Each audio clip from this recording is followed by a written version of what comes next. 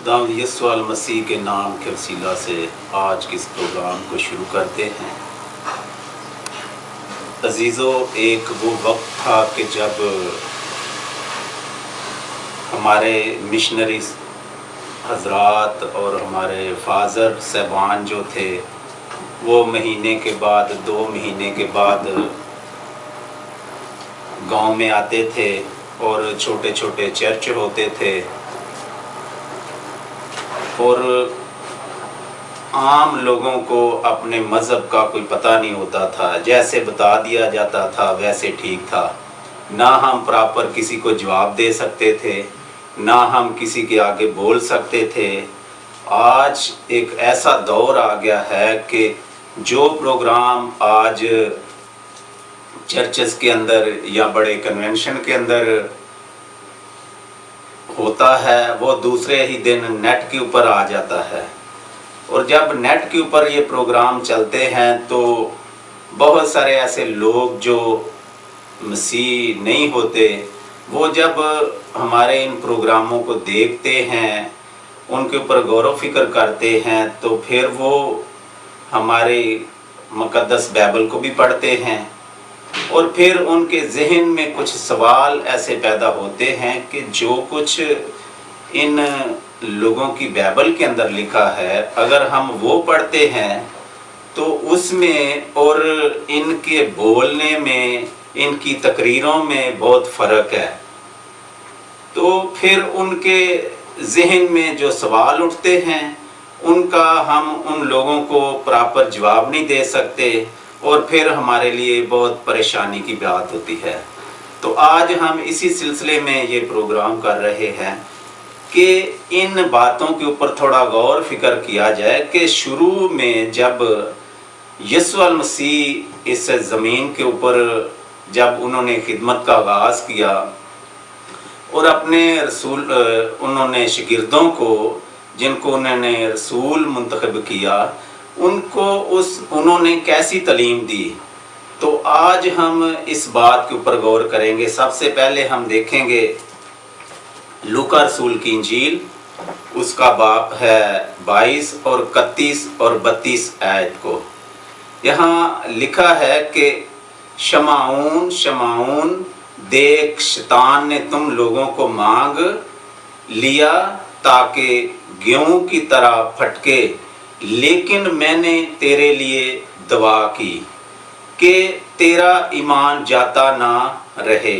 और जब तू रजू करे तो अपने भाइयों को मजबूत करना। मेरे अजीज़ों, जब मैंने इस आयत को बाइबल मुक़द्दस के अंदर पढ़ा जो यीशु मसीह के अपने फरमान हैं कि उन्होंने शमाऊन को कह रहे हैं कि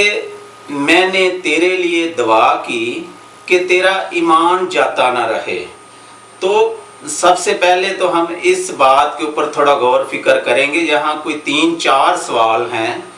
इसी इन 2 आयतों में कि जिनके ऊपर हम गौर फिक्र करेंगे कि सबसे पहले यीशु मसीह ने क्यों शमाऊन के लिए दुआ की। क्या शमाऊन के लिए कोई प्रॉब्लम पैदा हो रही थी? क्या शैतान ने उसे क्यों मांगा और शैतान क्यों उसे फटकना चाहता था? क्या शैतान और यीशु मसीह आपस में एक दूसरे को जानते थे? इनकी कोई वाकफियत थी कि ये जब शैतान ने शमौन पतरस को मांगा है तो यीशु मसीह को पता चल गया है और फिर यीशु मसीह ने शमौन पतरस के लिए दुआ की है। तो हम इसके आगे बढ़ते हैं, इसका हम दूसरा हवाला देखते हैं कि शमौन पतरस के लिए क्या बात थी कि उसको शैतान ने मांग लिया। हम देखते हैं मत्ती रसूल की इंजील, उसका 16 बाब है और उसकी 13 आयत से हम पढ़ेंगे। जब यीशु कैसरिया फिलिपिया के इलाका में आया तो उसने अपने शागिर्दों से ये पूछा कि लोग इब्ने आदम को क्या कहते हैं? उन्होंने कहा, बास यूहन्ना बपतिस्मा देने वाला कहते हैं, बास एलिया, بعض یرمیہ یا نبیوں میں سے کوئی، اس نے ان سے کہا مگر تم مجھے کیا کہتے ہو؟ شمعون پطرس نے جواب میں کہا تو زندہ خدا کا بیٹا مسیح ہے۔ یسوع نے جواب میں اس سے کہا مبارک ہے تو شمعون بر یونا، کیونکہ یہ بات گوشت اور خون نے نہیں بلکہ میرے باپ نے جو آسمان پر ہے تجھ پر ظاہر کی ہے۔ اور میں بھی تجھ سے کہتا ہوں کہ تو پطرس ہے، اور میں اس پتھر پر اپنی کلیسیا بناؤں گا، اور عالم روا کے دروازے اس پر غالب نہ آئیں گے۔ میں آسمان کی بادشاہی کی کنجیاں تجھے دوں گا، اور جو کچھ تو زمین پر باندھے گا وہ باندھے گا آسمان پر بندھے گا، اور جو کچھ تو زمین پر کھولے گا وہ آسمان پر کھلے گا۔ میرے عزیزو، یہ وہ آیت ہے جب یسوع المسیح نے اپنے شاگردوں سے پوچھا کہ تم مجھے کیا کہتے ہو؟ جب پطرس رسول جو رسول اعظم ہے اس نے جواب دیا تو زندہ خدا کا بیٹا مسیح ہے، اور یسوع المسیح نے اس بات کے اوپر مہر کر دی کہ یہ بات تجھے خون اور گوشت سے معلوم نہیں ہوئی، یہ میرے باپ نے جو آسمان پر ہے اس نے تجھ پر ظاہر کی ہے۔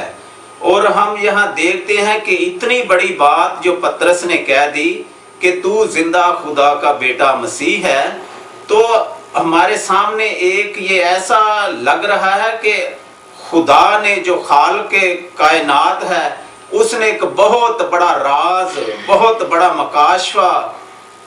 پطرس کے اوپر کھول دیا کہ تو ایسا کہہ۔ اور جیسے ہی پطرس رسول کے منہ سے یہ بات نکلی اور یسوع المسیح نے کہا یہ بات تجھے خون اور گوشت نے نہیں بلکہ میرے آسمانی باپ نے تجھ پر ظاہر کی ہے۔ اب دیکھ میں بھی تجھے کہتا ہوں کہ تو پطرس ہے، اور میں اس پتھر پر اپنی کلیسیا کو بناؤں گا، اور عالم روا کے دروازے تجھ پر غالب نہ آئیں گے۔ میرے عزیزو، جیسے ہی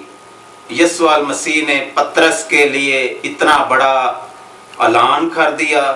اتنی بڑی اس کو ڈگری عطا کی، اتنا بڑا آنے والے وقت کے لیے اسے منتخب کر دیا کہ میں اس پتھر کے اوپر اپنی کلیسیا بناؤں گا، اور عالم روا کے دروازے تجھ پر غالب نہ آئیں گے، اور آسمان کی بادشاہی کی کنجیاں تجھے دے دوں گا، اور جو تو زمین پر باندھے گا وہ سمان پر بندھ جائے گا، اور جو تو زمین پر کھولے گا سمان پر کھل جائے گا۔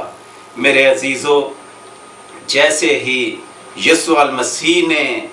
اس پطرس کے ان الفاظوں کے اوپر جو خدا باپ نے پطرس کے اوپر ظاہر کیے کہ تو ایسا کہہ، اور یسوع المسیح نے ان الفاظوں کے اوپر مہر لگا دی کہ میں اس پتھر پر اسے ایک چٹان کا خطاب دے دیا، اسے ایک پتھر کا خطاب دے دیا، اور اسے مضبوط اس جگہ کا خطاب دے دیا کہ میں اس کے اوپر اپنی کلیسیا بناؤں گا۔ جیسے ہی یہ الفاظ یسوع المسیح کے منہ سے پطرس کے لیے نکلے، اور ابلیس کے لیے یہ یقیناً ایک بڑی خطرناک بات تھی۔ ابلیس تو جانتا تھا کہ اب یسوع المسیح تو آسمان پر چلے جائیں گے، تو اب یہ میرے پیچھے کوئی ایسا ہے نہیں ہے، لیکن جیسے یسوع المسیح نے اس کے لیے اعلان کر